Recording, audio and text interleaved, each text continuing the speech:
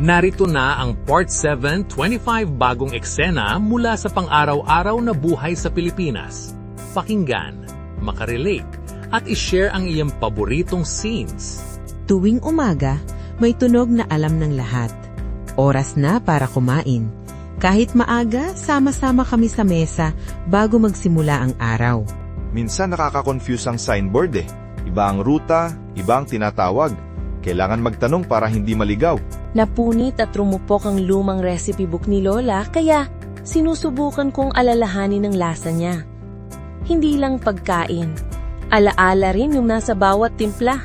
Sa biyahe papuntang isla, hindi mo alam kung sino ang hindi malulula sa alon. May gamot at may tumitingin sa horizon para hindi sumama ang pakiramdam. Sa palengke, kalakip ang tsikahan sa tawaran sa presyo. Hindi puro tawad. May kwento din sa likod ng bawat benta. May araw para sa mga nakakatanda sa barangay. Simpleng ligaya at tulong na malaking bagay sa kanila. Night shift sa call center para sa mas mataas na sahod. Mabigat sa katawan pero malaking tulong sa pamilya. Nawala ang pera sa bag habang nasa biyahe. Kailangan ng balik trace at konting dasal. Nakakapanik pero pinag-iingatan na rin. Nag-iensayo kami ng choir para sa pista. Pagkakaisa at serbisyo sa simbahan ang aming ginagawa. Naglalako pa rin kahit gabi na para magbenta ng taho. Maliit ang kita pero may pagmamalaki sa sinimulang marangal na trabaho. Kapag kailangan mag-transfer sa rush hour, kailangan mabilis ang galaw at strategy para hindi malate. Hay, buhay. Grocery day, kasama mga bata. Kailangan maging mabilis at matipid. Pocket snacks at least, lifesaver. Mag-volunteer ako sa eleksyon. Mahabang araw, pero mahalaga ang partisipasyon. Ito ang paraan namin para makilahok sa pagbabago. Sa tag-init, umaasa kami sa schedule ng water truck. Kailangan magtipid at mag-imbak para sa pang-araw-araw na gamit.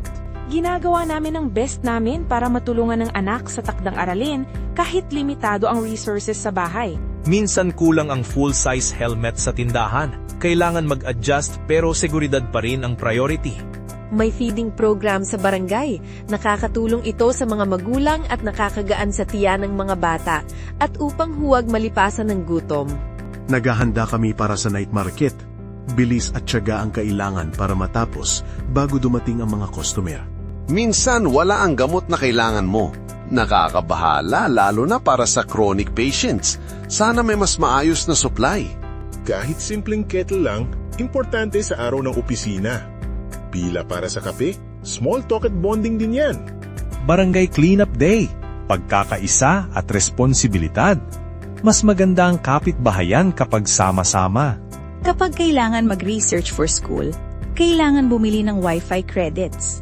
Hindi mura, kaya pinagpa-prioritize ang oras at gamit. Umuulan at pamamalengke. Handa kang magbitbit ng sapatos at magdala ng plastic para proteksyon. Parte ng buhay ang paglilinis ng paa pagkatapos ng shopping. Hay, buhay. May swap meet para sa uniforme, nakakatipid at nakakatulong sa iba. Para sa praktikal na mga magulang, patok ito. Minsan maliit lang ang kusina pero kailangan ready sa sunog. Practice at basic safety ang dapat laging meron. Salamat sa panunood. I-like at mag-subscribe para sa Part 8. I-comment kung alin sa mga Filipino Vine scenes ang pinaka nakarelate ka.